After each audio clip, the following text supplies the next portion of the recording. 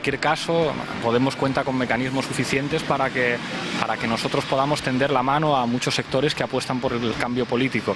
Y, como siempre, máximo respeto hacia todas las personas que en otras organizaciones toman sus propias decisiones que a nosotros no nos corresponde valorar. Lo ocurrido estos días en el único partido que hasta la fecha ocupaba el espectro de la izquierda radical es la crónica de una muerte anunciada. Son muchas las preguntas que esta noticia suscita.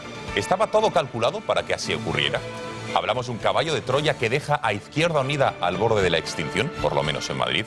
Vamos a intentar dar respuesta a tanto interrogante. Vemos antes las 5 W de la noticia. Beatriz Rojo, muy buenas noches. Empezamos con el qué. Muy buenas noches, Gonzalo. El qué es muy claro. Lo escuchábamos hace apenas segundos. Pablo Iglesias abre la puerta de Podemos a Tania Sánchez después de que esta diera ayer la espantada de Izquierda Unida y anunciara que abandona la formación y, por tanto, su candidatura bajo estas siglas a presidir la Comunidad de Madrid. Y el quién, hemos esbozado los protagonistas del quién, esta pareja sentimental y quién sabe si pareja política en las próximas semanas. Tras dar la batalla por separado durante estos 3 años, estos días pueden marcar un antes y un después en su andadura y luchar de la mano en la misma formación. Y el cuándo es difuso, pese a que la fecha del ofrecimiento de Iglesias a Sánchez ha sido hoy, no sabemos desde hace cuánto tiempo vienen preparando esta salida de la diputada de Izquierda Unida y su hipotético salto a Podemos. El primer lugar donde se puede producir este maridaje entre Tania y Pablo es en la Comunidad de Madrid. Habrá que estar muy atentos a futuros movimientos políticos para ver el encaje que la exdiputada de Izquierda Unida tiene con la formación de Podemos. Y el cómo lo ha explicado. Esta misma tarde la propia Tania Sánchez deja Izquierda Unida para impulsar un nuevo partido de unidad popular. Pero si su intención es seguir optando a la presidencia de la Comunidad de Madrid, deberá hacerlo con las siglas de Podemos, ya que esta formación ya ha dicho que no va a renunciar a sus siglas en los comicios autonómicos. Nos queda el último interrogante, el por qué. ¿Por qué Tania Sánchez abandona Izquierda Unida? Editorial con Kiko Méndez Monasterio.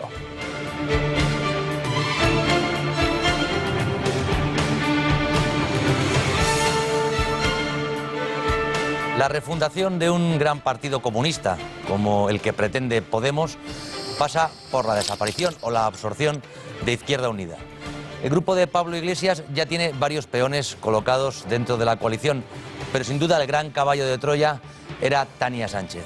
Sin embargo, las cosas no han sucedido como lo tenían planeado y los escándalos de corrupción, así como la resistencia del viejo aparato de Izquierda Unida en Madrid, han abortado esta operación, al menos de momento. Pero no hace falta que nos perdamos en todo este juego de traiciones, intrigas y depuraciones tan propia de los movimientos soviéticos. Esta noticia tiene más de culebrón que de verdadera trascendencia política. Y lo cierto es que la refundación comunista que lidera Pablo Iglesias sigue su camino. Hay más noticias que repasamos en titulares.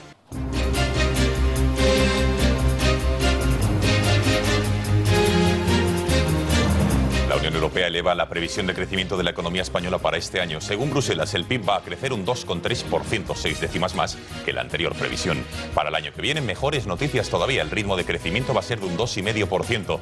La tasa de paro también se va a reducir, pero no va a bajar del 20%. Controversias tras el sondeo del CIS. Mientras que el 60% de la población española se considera de centro y sitúa a Podemos en la extrema izquierda, la formación de Pablo Iglesias obtiene un 24%. En el PP no creen que los partidos de izquierda superen en España el 50% de los votos y temen a la abstención. La abstención es nuestro principal rival, tenemos que movilizar a nuestro votante. Más noticias sobre la relación de los líderes de Podemos con los líderes bolivarianos de Venezuela. Según el director del periódico El Nacional, Juan Carlos Monedero se movía con total libertad por el Palacio de Miraflores, residencia oficial de Hugo Chávez. Es más, llega a afirmar que le llamaban el gurú español. Entrevistaremos en directo en este informativo al director de este diario. Ellos entraron a la política en Venezuela y en América Latina. El Monedero fue asesor de todos estos países del ALBA en el diseño de la moneda del Sucre, y él tenía unas oficinas en Miraflores, en el Palacio de Gobierno. Hay gente que lo llamaba el gurú español. Se han detectado en España más de 100 conexiones entre el terrorismo yihadista y el crimen organizado. Son las conclusiones reveladas por el nuevo Centro de Inteligencia para el Terrorismo y el Crimen Organizado, creado el pasado enero. Sobre las imágenes del soldado jordano quemado vivo por el ejército islámico, el ministro de Interior ha dicho que evidencia la amenaza real que tenemos. Y me quedo ahí, pero eso también nos da una idea del nivel de amenaza que tenemos enfrente. Hoy amanecíamos en este segundo día de la ola de frío que está sacudiendo la península ibérica y Baleares. El temporal ha traído una brusca bajada de temperaturas acompañadas de nieve. ¿Dónde ha sido lo peor? Ha ocurrido en las provincias del norte, donde han tenido que ser rescatadas más de 150 personas que se han tenido que quedar atrapadas en sus vehículos por la nieve. Es jueves, en nuestra sección semanal del Corruptómetro analizaremos y pondremos nota a los escándalos de corrupción que salpican a los líderes de Podemos y a Tania Sánchez.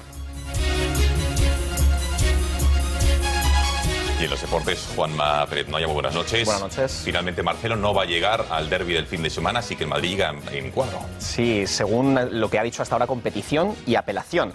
Continúan las malas noticias, por tanto, para el Real Madrid después de las lesiones de Sergio Ramos y James Rodríguez, que estarán de baja entre 2 semanas y 2 meses respectivamente. Los blancos también pierden a Marcelo para el trascendental derbi del sábado. El comité de competición se ha reunido de urgencia esta mañana y ha decidido mantener la amarilla al brasileño. Además, esta misma tarde se ha conocido que apelación tampoco se la retirará. El Madrid confía en que la última instancia le dé al menos la cautelar para que pueda estar en el Vicente Calderón.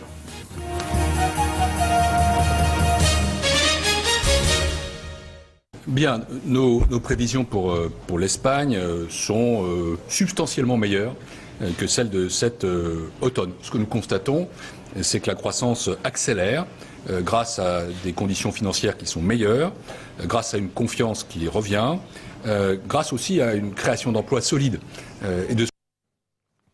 Gran espaldarazo a la marcha de la economía española. La Unión Europea revisa al alza las previsiones de crecimiento de las cuentas de nuestro país. El PIB va a crecer en 2015 un 2,3%, mientras que el año que viene el crecimiento va a ser aún mayor y se va a elevar hasta el 2,5%. Sin duda que son las previsiones más optimistas sobre el crecimiento de nuestra economía, Beatriz. Efectivamente, si la previsión anterior de la Unión Europea ya era alta, estimaba el crecimiento de nuestra economía en un 1,7%, ha revisado al alza dicha previsión hasta el 2,3%, muy por encima del 2% vaticinado tanto por el Gobierno como por el Banco de España. Sin embargo, tirón de orejas respecto a la previsión del paro. Pese a su reducción, acabaremos este 2015 con una tasa de desempleo del 22,5%, por debajo de los datos aportados por el FMI, por el Gobierno y por el Banco de España. Y dos últimos datos, déficit y deuda pública. España sigue con rectitud el objetivo de déficit para este año, pese a que previsiblemente aumente en 3 décimas el objetivo pactado. La deuda pública seguirá disparada por encima del 100% del Producto Interior Bruto. El presidente del Gobierno, Mariano Rajoy, se ha mostrado legítimamente orgulloso, ha dicho, por los datos conocidos. Considera que los españoles han dado una batalla muy dura y la recompensa está llegando. Al final, el pueblo español ha sabido dar esta batalla, que ha sido muy dura, y hoy la Comisión Europea ha dicho que España, de los grandes países de la Unión Europea, va a ser el que más crezca. 24 horas después de conocer el último barómetro del CIS del mes de enero, los datos que conocimos ayer siguen dando de qué hablar, Beatriz. La gran sorpresa, sin duda, el resultado de Podemos, con un 24% de intención de voto, arrebatarían al PSOE la segunda posición si mañana se celebrasen unas elecciones generales. Analizando detenidamente la encuesta, llama la atención que el 60% de la población española se declara de centro. Califica al partido de Pablo Iglesias como de extrema izquierda y al PP de derechas, pero si sacamos la calculadora, la suma del voto de todas las formaciones de izquierda nos da que más del 56% de españoles votaría a partidos de esa ideología. Desde el Partido Popular se muestran cautos ante la encuesta. Pablo Casado, portavoz electoral de esta formación, no se cree los cálculos que acabamos de mostrar, al tiempo que afirma que el mayor enemigo de los populares es la abstención. La abstención es nuestro principal rival, tenemos que movilizar a nuestro votante. El PSOE está dividido entre la gente que apoya a Sánchez y la gente que apoya a Díaz. Podemos está dividido, como hemos visto también en Aragón, en lo que hay 2 candidaturas y que el secretario general apoya, parece ser a la que no va a ser mayoritaria. Y el gran protagonista, el secretario general de Podemos, por fin ha hablado. Sigue ninguneando al PSOE como fuerza de izquierdas al volver a afirmar que las encuestas muestran que Podemos puede ganar al PP. Nosotros siempre somos prudentes con las encuestas y hay que ir partido a partido y tenemos que trabajar poco a poco con humildad. En cualquier caso, creo que marcan una tendencia y es que quien puede ganar las elecciones al Partido Popular es Podemos y asumimos encantado el reto del cambio político en este país que pasa por ganarle las elecciones al PP. Interesante panorama el que se abre, Kiko. ¿Es real esta encuesta? ¿Qué posibles escenarios podríamos esbozar si se produjeran estos resultados? Pues la encuesta del CIS es evidente que inaugura un nuevo periodo político, pero desde luego también muy incierto. La primera noticia que esperamos es la reacción del PSOE, que ya estará buscando la forma de relevar al efímero Pedro Sánchez. Nadie duda de que la mejor opción para el relevo es Susana Díez, que afronta dentro de muy poco las elecciones andaluzas, las que van a ser su gran rivalidad. Pero si Susana no consigue, que parece difícil, la mayoría absoluta, ¿con quién pactará? ¿Con los restos de Izquierda Unida? ¿Con Podemos? ¿Con Ciudadanos? Aprovechando que los de Albert Rivera se dicen herederos del socialismo democrático, o incluso con el PP. El caso es que, de nuevo, el destino ha puesto el futuro del PSOE en mano de los socialistas sevillanos. En las elecciones de Andalucía y, sobre todo, las posteriores alianzas de gobierno, tendremos el primer mapa político fiable, porque recordemos que hasta ahora todo son encuestas.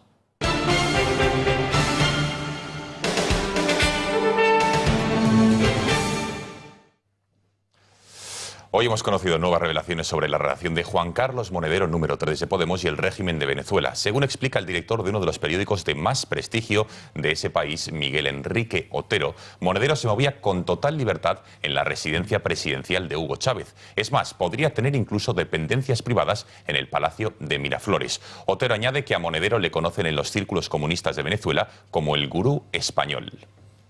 Ellos entraron a la política en Venezuela y en América Latina. El Monedero fue asesor de todos estos países del ALBA en el diseño de la moneda del sucre, y él tenía unas oficinas en Miraflores, en el Palacio de Gobierno. Hay gente que lo llamaba el gurú español.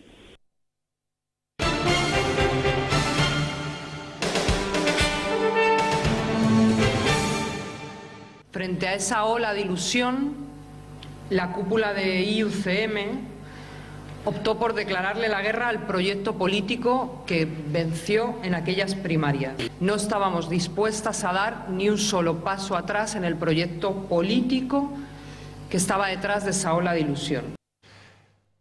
Es oficial, Tania Sánchez ha dejado su cargo en Izquierda Unida, abandona su escaño en la Comunidad de Madrid por esta formación y va a pasar parte, junto a una decena de exmiembros de Izquierda Unida, a una nueva formación política. La novia de Pablo Iglesias afirma que no se integrará en Podemos porque tiene intención de formar una candidatura de Unidad Popular para lograr el cambio en Madrid. Conectamos con nuestra redacción. María Durán, muy buenas noches. ¿Cuáles son los motivos de Sánchez para abandonar Izquierda Unida y cuáles son sus planes?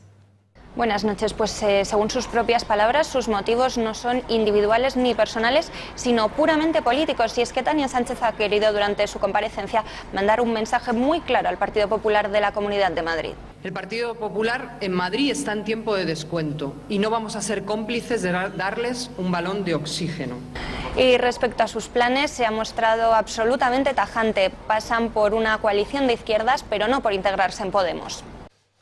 Gracias, María. Reacciones desde Izquierda Unida. Su todavía coordinador general, Cayo Lara, ha afirmado no sentirse traicionado por la marcha de Tania Sánchez, pero afirma que no es lo que más le gusta para el futuro de su formación.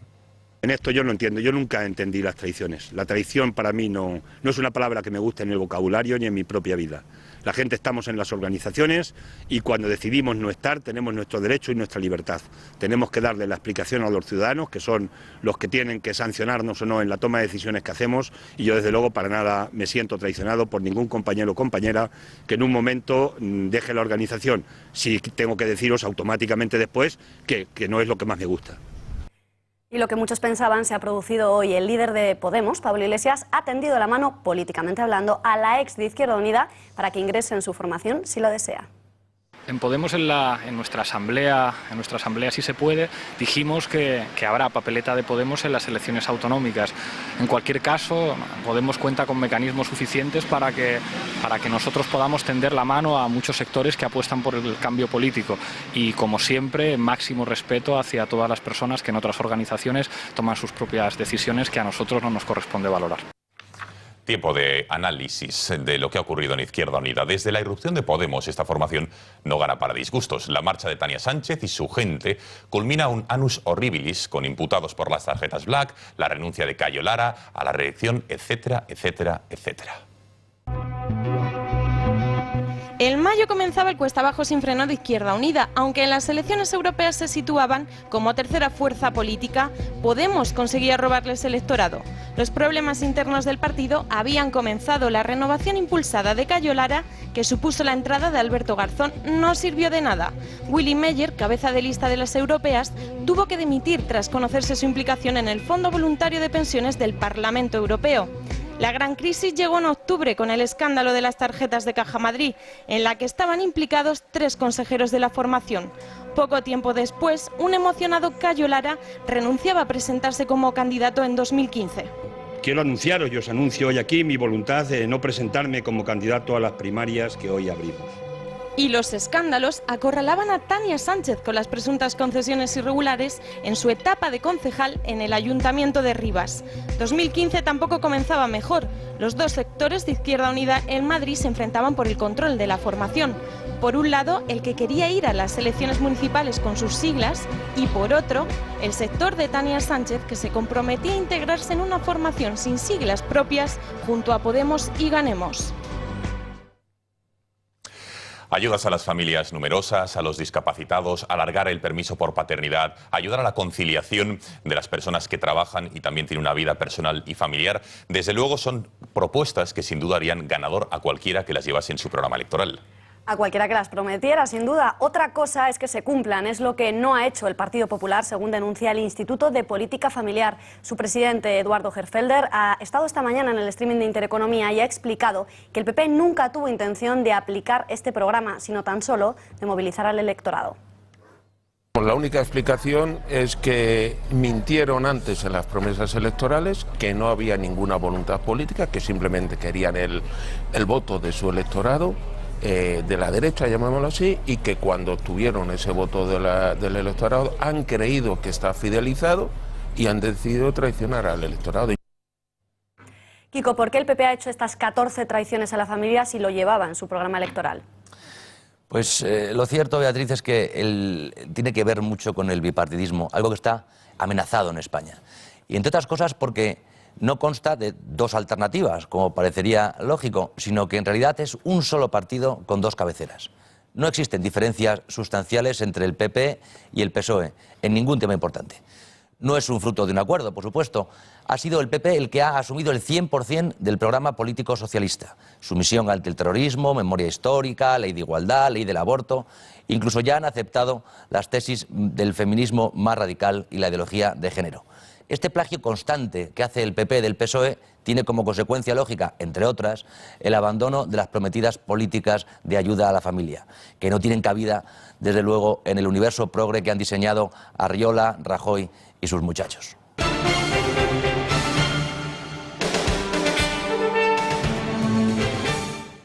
Grecia no aceptará más órdenes y pondremos fin a la austeridad. De esta manera contundente se ha confesado el primer ministro heleno, Alexis Tsipras, a las voces que llegan desde el Banco Central Europeo y desde Alemania. Sobre la importancia de cumplir sus compromisos y pagar la deuda que ha contraído con diferentes organismos y países. Palabras de Tsipras a su regreso a Grecia tras su periplo europeo. El primer ministro espera la propuesta alemana sobre el marco de negociación de la deuda helena. Por su parte, el ministro de Finanzas alemán ha dicho mostrarse escéptico sobre el plan de reformas del gobierno de Syriza y les ha remitido a negociar con la Troika lo que deben. De agua fría de los mandamases europeos a las intenciones del gobierno griego de no pagar el dinero que deben o de intentar alargar aún más el pago. El ministro de Exteriores, García Margallo, ha explicado con el siguiente ejemplo pues lo que ocurre en Grecia. Pues hay que sujetarse a las condiciones. Si usted y yo vamos a un banco a pedir un préstamo, pues nos dicen cuáles son las condiciones y si aceptamos las condiciones nos lo dan y si no aceptamos las condiciones no nos lo dan. No me parece ningún tipo de interferencia. El Banco Central tiene que defender los intereses de los países que somos socios y propietarios del Banco Central Europeo. Deuda pública, quita, refinanciación, bonos griegos como garantía de pago, son muchos los conceptos que se mezclan estos días sobre la situación que vive Grecia. Hemos pedido al director del Instituto Juan de Mariana, Juan Ramón Rayo, que nos explique estos conceptos. Bueno, el Banco Central Europeo no es que se haya mostrado inflexible, es que no tiene autoridad para prestarle a los bancos de un país si aportan un colateral que es un colateral basura, por tanto simplemente ha aplicado estrictamente su reglamento.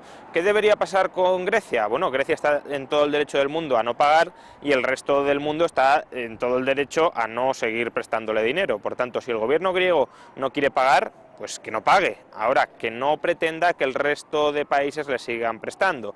Y a su vez, el resto de países tampoco deberían presionar a Grecia para que pague. Si Grecia no quiere pagar, pues que asuman el riesgo y las pérdidas de haberle prestado a un gobierno insolvente y punto. Ahora, tener el pastel y comérselo a la vez no es posible. Por tanto, si Grecia no quiere pagar, que no pague y asuma las consecuencias.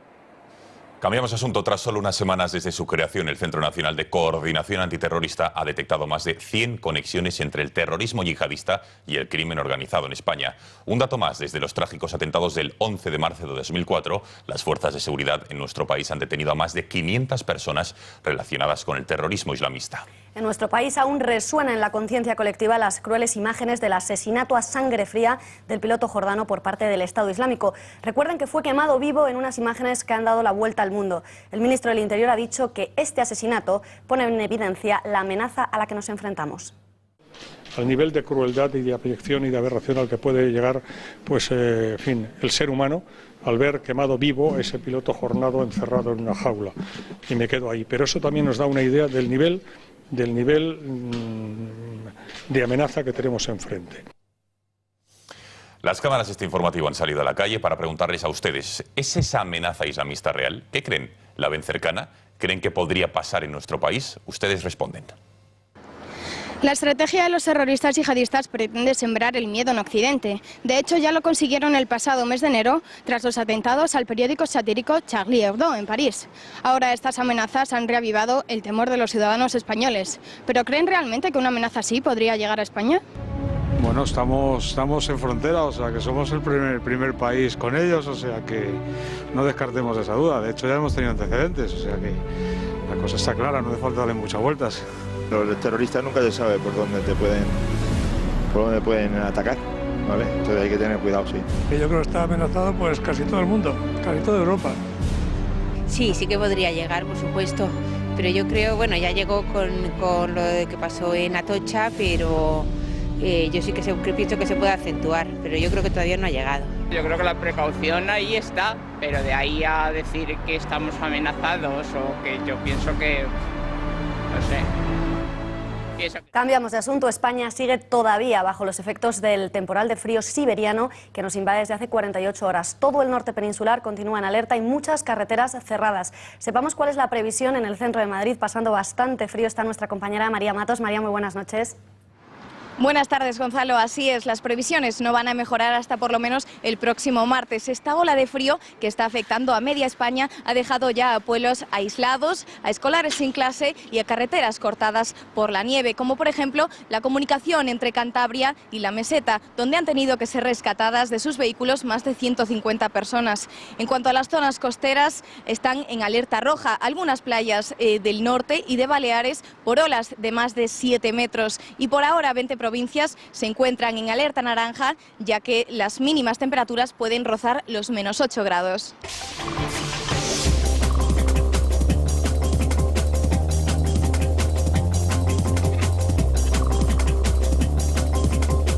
Hoy es jueves, sección esperadísima, el corruptómetro. Ignacio Fuster Fabra, muy buenas tardes. Buenas tardes, ¿qué tal? Y hoy nos centramos en algunos de los miembros de Podemos y en Tania Sánchez Melero. Empezamos, si te parece, por Tania, que es la protagonista del día. Eso es, Tania Sánchez, además junto con Monedero y con Pablo Iglesias, son 3 personas conectadas, un caso atípico en los temas de corrupción. Un caso atípico. Vamos a empezar a ver si podemos ver los gráficos. En concreto, empezamos por Tania Sánchez Melero, a la que se le acusa de ¿cuántos delitos, Ignacio? 3 delitos: malversación de caudales públicos, tráfico de influencias y prevaricación en la concesión de contratos irregulares. Y en cuanto a las penas, se enfrentaría a penas de entre 3 y 6 años, pero lo más grave, a una posible inhabilitación de entre 6 y 10 años, lo que la apartaría claramente de la política. Eso es, por el delito de malversación de caudales públicos sería el máximo 6 años de prisión o 10 años en su caso de inhabilitación absoluta. Imputados está Tania Sánchez Melero, por supuesto, y también vemos ahí su padre, su hermano, 2 funcionarios, Pedro del Cura. Más asuntos. ¿Qué es lo que habría hecho Tania Sánchez Melero? ¿Qué montante, de qué dinero estaríamos hablando, habría podido estafar? Estamos hablando ahora mismo de 137.000 euros por la concesión a una cooperativa, a UPA, en octubre de 2008 y en un segundo lugar 425.000 euros en el caso de la adjudicación a Sport and Tennis Professional Service SL, que sería por parte de uno de los técnicos, que es Rafael Martínez Niza, que en ese momento era un apoderado de la sociedad. Es decir, que esto no estaría un total, como estamos viendo en el gráfico, de unos 562.000 euros, que ya no es tampoco como se estaba diciendo. El impacto mediático es otra de las cosas que analizamos en este corruptómetro. El impacto a día de hoy ha sido una evolución ascendente, porque inicialmente podríamos haberlo calificado de 6, pero sí que es verdad que a medida que se ha ido averiguando las diferentes informaciones que han llegado y sobre todo los montantes, podemos calificarlo como una nota de 8. Una nota de 8, y en cuanto a la gravedad, ¿en qué te has basado, Ignacio, para darle esa nota? Básicamente por la desconfianza que se genera en la administración del Estado. Esto lo que implica básicamente es que las personas a día de hoy van a entender que puede existir una serie de favoritismos a la hora de contratar con la administración pública y que esa desconfianza genera una nota de 9. Siguiente caso de corrupción, Ignacio. ¿Cuál has escogido? ¿Monedero? Monedero. Venga. Tenemos a Juan Carlos Monedero, Eso es. con unos delitos calificados, en este caso, como organización criminal, delito societario contra la hacienda pública, seguridad social y delito de falsedad documental. 4 delitos. Eso en otros casos de otras personas que sí que respondiesen o que acudiesen a la justicia, ¿cómo estaría penado?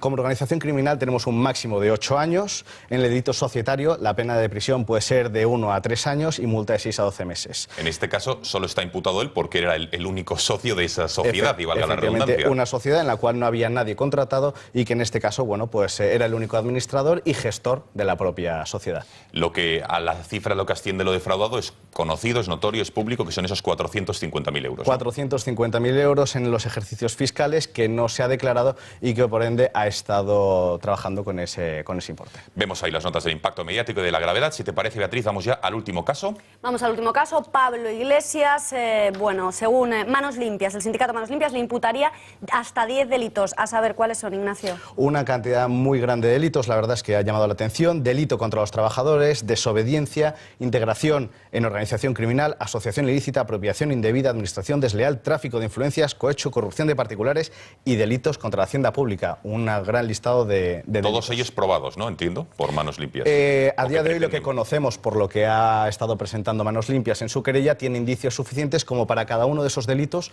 poder continuar contra, en este caso, Pablo Iglesias, por los supuestos delitos que ha cometido. Es decir, que sí que habría base jurídica para presentarlo, ¿o no? Es básicamente Manos Limpias quien va a tener que determinar a priori si esos indicios son suficientes para la querella, y el juzgado va a determinar. Como vemos, se enfrentaría a unas penas en caso de que tuviera que cumplirlo, de 6 meses a 10 años, Eso imputados tan solo Pablo Iglesias, en el mismo caso que le ocurría a Monedero. El montante que está más o menos el que le imputan serían unos 10.000 euros que habría cobrado, ¿no?, de algunos gobiernos presuntamente. Puede surgir más, porque realmente lo que ha habido ha sido una serie de fluctuación de dinero entre, en este caso, por ejemplo, representantes de televisión pública iraní, o en cualquier caso comisiones ilegales por ser un intermediario, un conseguidor en su programa La Tuerca, o por último distribuir anuncios turísticos en Irak. Pues queda clarísimo, y desde luego el impacto mediático, como han dicho, 8,5, y la gravedad un 9, debido, entiendo yo, a la figura y relevancia del personaje. Efectivamente. Don Ignacio, muchísimas gracias y esperamos la semana que viene. Gracias. Muy buenas noches. Buenas noches.